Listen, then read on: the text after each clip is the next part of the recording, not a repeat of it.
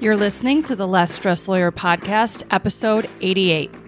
Today, I'm going to walk you through an evaluation for 2023 and get you set up for setting and achieving your goals in 2024.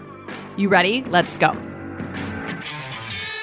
Welcome to the Less Stressed Lawyer, the only podcast that teaches you how to manage your mind so you can live a life with less stress and far more fulfillment. If you're a lawyer who's over the overwhelm and tired of trying to hustle your way to happiness, you're in the right place. Now, here's your host, lawyer turned life coach, Olivia Vizacaro. Well, hello. How are you? I missed you. As you probably noticed, I took a little bit of a break from the podcast. I took the last few weeks of the year off and the first week of the new year off, and I gave myself some luxurious space to catch my breath, take a breather, spend some time with family and friends, go home for the holidays. I actually moved, which was unexpected, but I moved over the holidays as well. Still in Charleston, though, enjoying the warm weather while it's freezing up north in Detroit. So I took some time, and I didn't intend actually to take a break from the podcast, but it just felt like the most aligned thing for me to do. But it's the new year, and now we're back at it, and I can't wait to continue on teaching you all of the things that you need to know to live a life with less stress and far more fulfillment. So before I wrapped up work for the end of 2023, I taught a workshop, and I've hosted this, I think it's been 2 years in a row now. I really love this workshop. It's a 2023, or whatever year it is, but this year it's 2023, a review, a comprehensive review of the year. And then for 2024, it's a planning session. So I call it my 2023 review and 2024 planning workshop. So I want to give you some of the prompts that I gave to the people who attended that session live so you could use those prompts to really wrap up 2023 and kick off 2024 on the right foot. Now, if you're a perfectionist, you're like, Olivia, we're halfway through January. This is too late. It's not timely enough. I actually just coached a client of mine on this. She is planning to do an annual planning session at the end of January, and she was frustrated. That was really the only date that worked for her schedule, and she was frustrated that she was going to be doing it so late in the year. And I just joked with her. I'm like, it's only a problem if you make it a problem. You could decide that the end of January is the absolute perfect time for you to teach that workshop, for you to teach that masterclass. And that's exactly how I look at this, all right? So maybe you're into your new year, and things aren't going off the way that you expected them to go. They're not going as smoothly or as seamlessly. And even though we're only a couple weeks in, you're not making the kind of progress that you want to make. It's probably because you're doing what most people do. They wrap up a year and they're like, man, that didn't go exactly the way I wanted it to go. Next year will be better. And then they just carry on. They don't meaningfully evaluate, and they move on without really formulating a specific action plan for what they're going to do moving forward to get where they want to go. So I'm going to walk you through my prompts so we can tie a nice, beautiful bow on 2023. You can get some closure, close out the books on the last year, and sort of get your bearings for 2024. Now that we're a few weeks in, you can see what's working well. Have you given up on those goals? Have you kind of abandoned your resolutions? If you have, this is a really good reset to focus your attention moving forward. Okay. So I want you to start by just doing a quick debrief. What are your thoughts about 2023? If you were to do a thought download about last year, what thoughts come up for you? You can pause this episode and take a minute and write them down. As you do that, with each thought that you identify, I want you to identify the one-word emotion you feel when you think that thought. So the circumstance is 2023, and then you're going to write down all of your thoughts about it. All right, what did you come up with? What thoughts are you thinking, and what feelings are you feeling when you think about 2023? Are you thinking that it was a rough year, that you didn't accomplish what you wanted to, that you're behind schedule, that it was a tough year, that it should have gone differently than it did? If you're thinking those negative thoughts, you're going to bring that negativity with you into the new year. Think about it. You just identified the feelings that you're feeling when you're thinking the thoughts that you're thinking about 2023. Are you likely to take positive, productive, intentional action from those emotions? If they're negative, the answer is going to be no, because negative feelings beget negative action or no action at all, right? So be honest with yourself. How are you likely to show up based on those feelings? Are you likely to show up in service of your goals? Are you likely to accomplish what you want to accomplish this year? Or is that negative emotion going to impact and infect everything that you do from this point forward? If you're thinking negative thoughts about 2023, we've got to change them. Okay. So I want you to think about how you want to feel instead of the negative emotions that you just identified. How would you need to feel to take the action that you're going to need to take to achieve the goals you want to achieve this year? What emotions would you need to be feeling instead of those feelings you just identified? Would you need to feel committed, determined, capable? Would you need to feel encouraged, prepared, certain, in control? Would you maybe need to just feel accepting or understanding rather than frustrated or discouraged or disappointed? Think about the feelings that you would need to feel in order to take the action that you're going to need to take this year. Okay? And then work your way backwards. What are the thoughts that you would need to think, not about the new year, but about 2023 to feel those feelings, to feel those positive emotions? What are the positive thoughts that you would need to practice? Again, take a second if you have to and pause this episode. You can use it sort of like a workshop and in real time work through these questions with me. Identify those thoughts. Another thing that I do with my clients is that I have them write down all their negative thoughts, and then for each negative thought, I ask them to replace that thought with a thought that's slightly more positive. So you can do that too. You can take that negative thought download that you just did, all your negative thoughts about 2023, and for each one, ask yourself, what do I want to think instead? Okay. And then come up with a new list of thoughts. It's going to be a much more powerful, empowering list of thoughts than the ones that you probably came up with by default. Okay. So once you've figured out what you've been thinking about 2023 and you've cleaned up your thoughts, you've started to shift your thinking, you're thinking about last year a little bit more positively, you're going to set yourself up and lay the proper foundation for moving forward. Okay. But before we do that, I want to do a quick evaluation. We're going to dive in and explore 8 different categories. You're going to do an exercise with me. And then once we do that, we're going to plan for the future.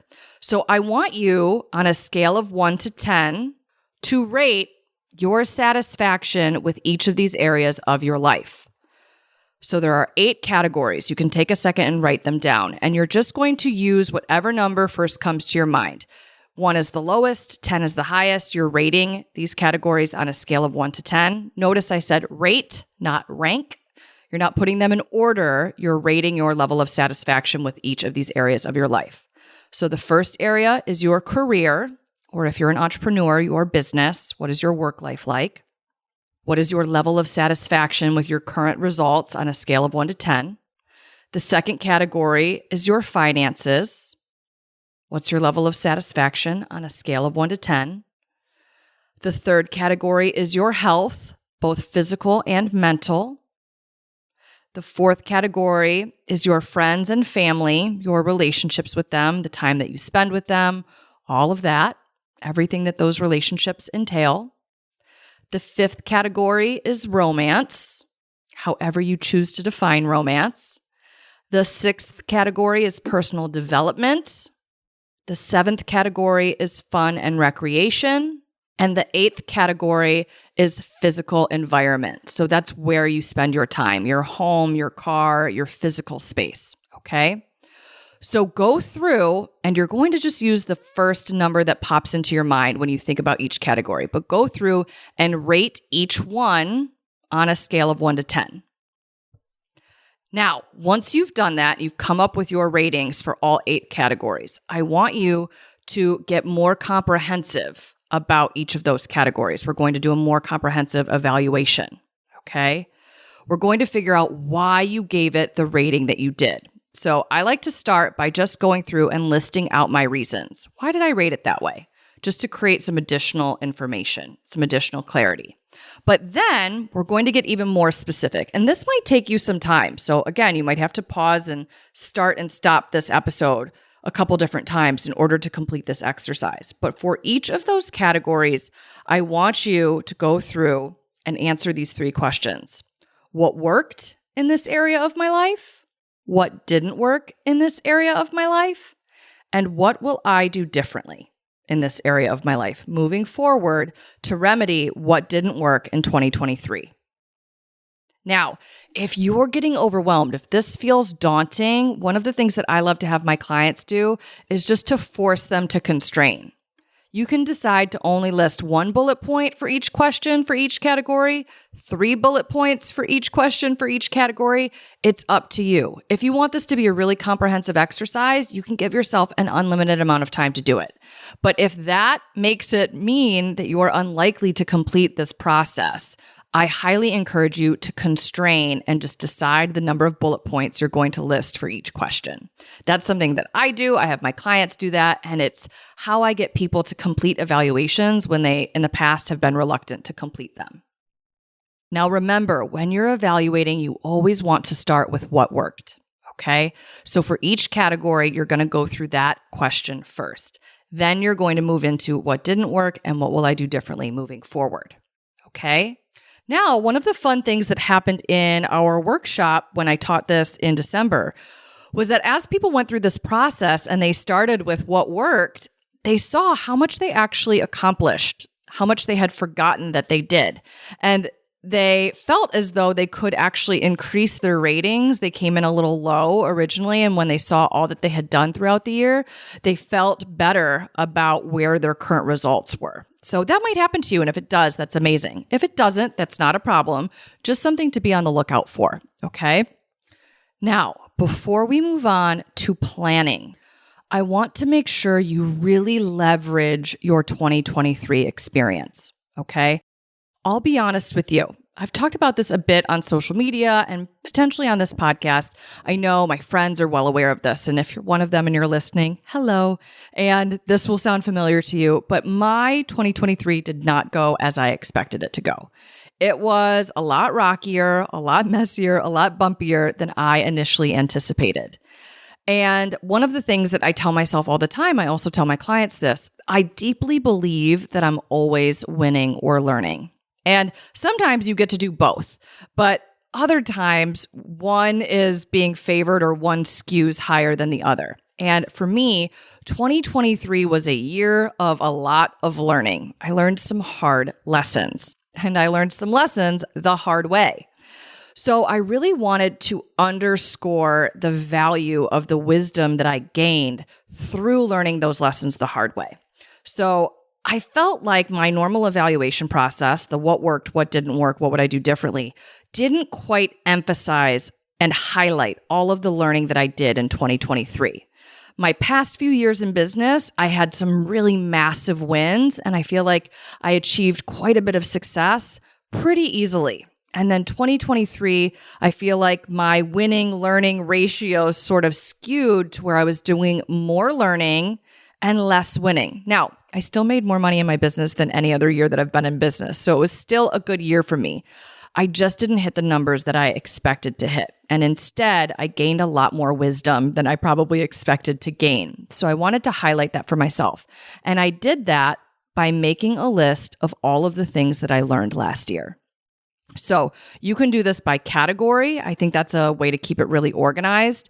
If that feels a little overwhelming, just make a list of what did I learn in 2023. And you can sort of go through those categories loosely in your head to flesh out all 8 of those areas, to find all the good, meaty lessons that you obtained, that you learned throughout the year. I promise you, when you make the list of all of the things that you learned throughout the past year, you're going to feel so solid and so secure, knowing that 2023 set you up and gave you the foundation that you need to move forward. You had to learn those lessons to get where you're going to go.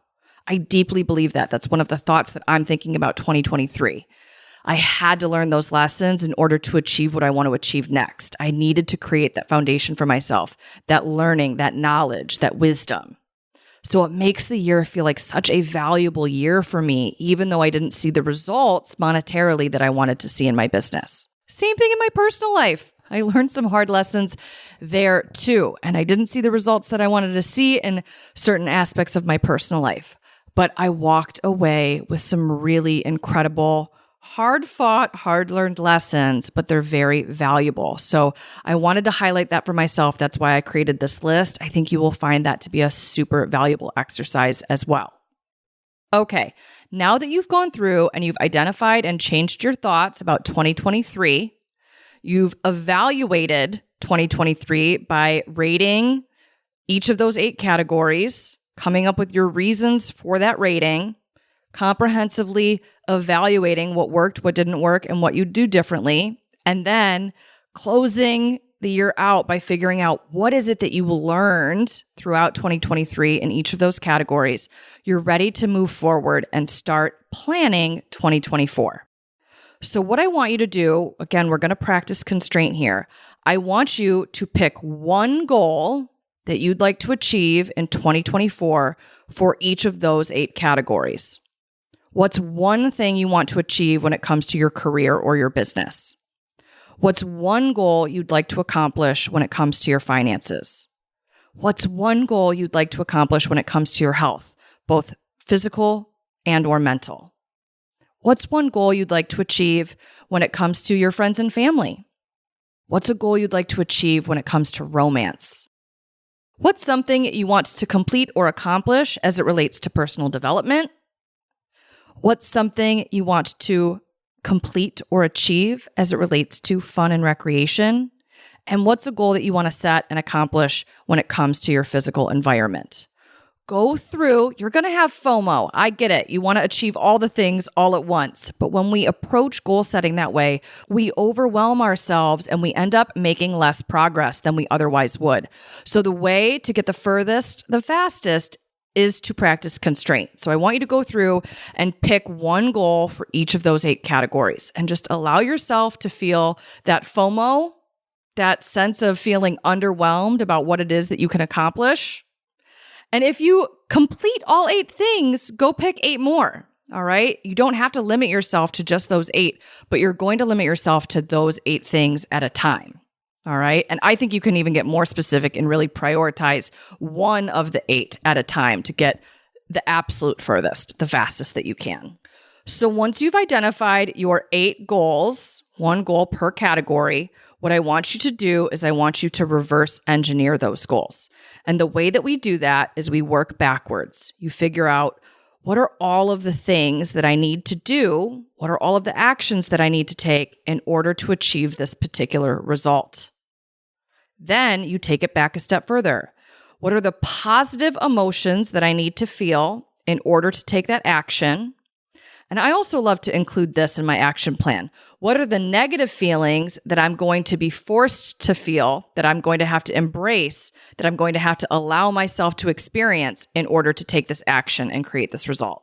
So I always focus on the emotion twofold, the positive emotions that I need to cultivate and the negative emotions that I need to allow. And then from there, we work it one step back. What are the positive thoughts that I need to be thinking in order to feel those positive feelings, in order to create that emotional experience for myself? I want you to do that for each one of those goals. Okay, all 8 of them, you're going to reverse engineer each one. You want to be specific. Your goals need to be specific, measurable, objective, and attainable. I should be able to come into your life and know exactly what it is you're going to accomplish this year with a great deal of specificity. We want it to be very clear. Your action plan should also be very clear. I should be able to come in and determine with my little clipboard, are you doing what you planned to do? Are you doing what you set out to do? And be able to check off boxes like a rubric, okay? You want it to be that specific. And then you're going to create the mindset component for yourself. What are those positive emotions you want to feel and need to feel to take that action? And what are the positive thoughts that you need to be thinking in order to feel those feelings? Do that for each of those 8 categories, each of those 8 goals, and you're going to make achieving them inevitable. You're going to make achieving them foolproof, okay? Reverse engineering goals is the most specific way to approach achieving what you want to achieve in your life. Okay, now that you've figured out what it is you're going to achieve in 2024, I want you to come up with a really powerful list of thoughts that you can choose to think about 2024. How do you want this year to go for you? What are you determined to make it be like? Come up with the most powerful, compelling, inspiring thoughts you can think of and use that to fuel yourself forward. Who do you want to be this year? Where do you want to be at the end of the year? What do you want your experience to be like? Come up with a really powerful list of thoughts to practice thinking all throughout the year.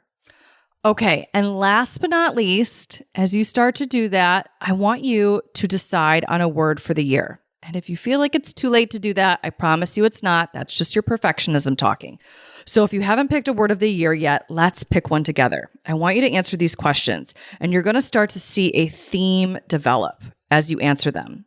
So the first question I want you to answer is, what do you want more of in 2024? What do you feel like is missing from your life? That's the second question. What's needed to achieve your goals? You just identified those 8 goals that you're going to set for yourself and work towards. What do you need to do? Who do you need to be in order to achieve those goals? What's needed to achieve them?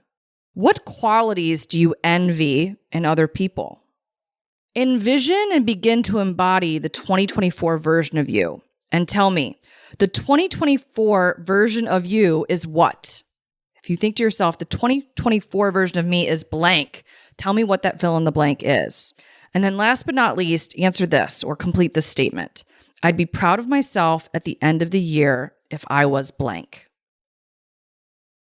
Okay? As you answer these questions, you're going to start to see trends emerge.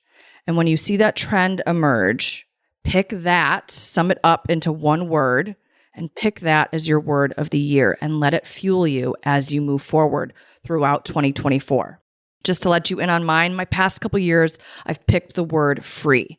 And I definitely think free is going to be the anthem of my lifetime or the word of my lifetime.